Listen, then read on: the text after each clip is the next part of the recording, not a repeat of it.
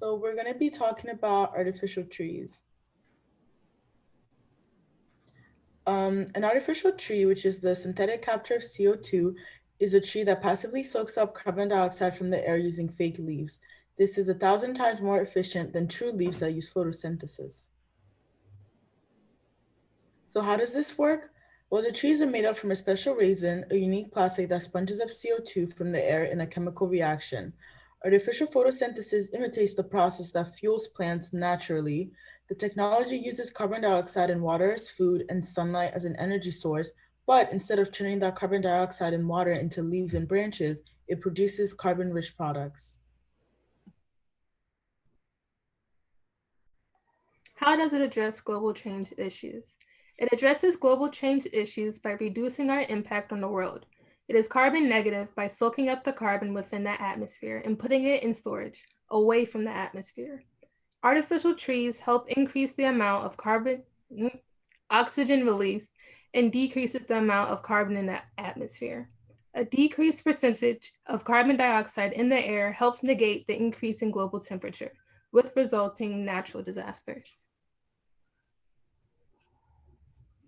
What are the benefits? Compared to natural trees, artificial trees do not require as much water and are not gravely affected by climate. They can be planted in a variety of environments, including deserts, which have a limited population of vegetation. Placing them on farms would definitely be beneficial, seeing that livestock can produce a considerable amount of greenhouse gases. Artificial trees give a higher conversion efficiency because of the use of artificial and inorganic materials. A higher conversion efficiency means a decreased land and water intake. With the image provided on the slide, it shows the natural ways and natural cycle of a natural tree. But with an artificial tree, it would close the loop of the carbon emission cycle because it would allow the carbon dioxide burned through combustion to be reused as an input for the creation of carbon monoxide and hydrogen, which then can be reacted as the building blocks for new liquid fuels. So what are the requirements for implementing artificial trees? First off, we need a place to store and transport the captured carbon to.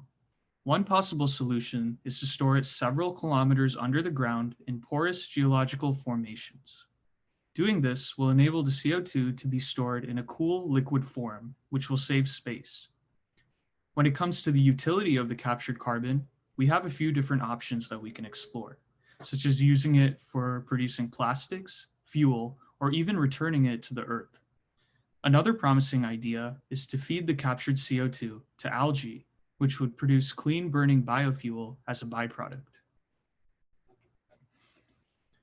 But moreover than that, artificial trees will only be effective in mitigating the impacts of CO2 emissions in our atmosphere if they are implemented on a very large scale.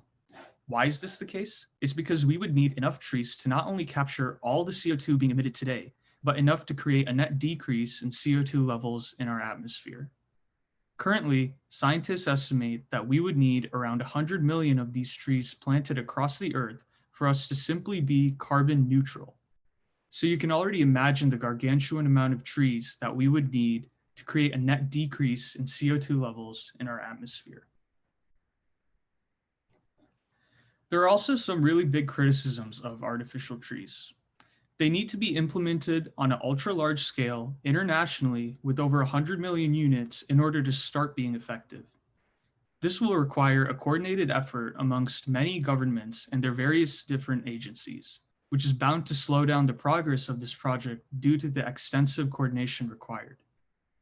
Additionally, even if 200 million units were implemented today, it would take another 30 years, so 2050, before the parts per million of CO2 went back to 350 parts per million in our atmosphere.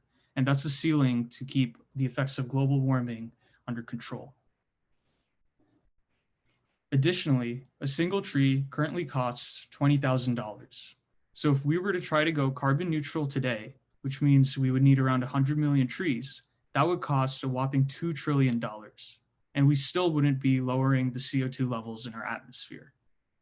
Clearly, this technology, while scientifically feasible, is just impractical from a financial standpoint. Going off of that last point, we can see that the affordability is a clear obstacle in the way of the successful implementation of this project.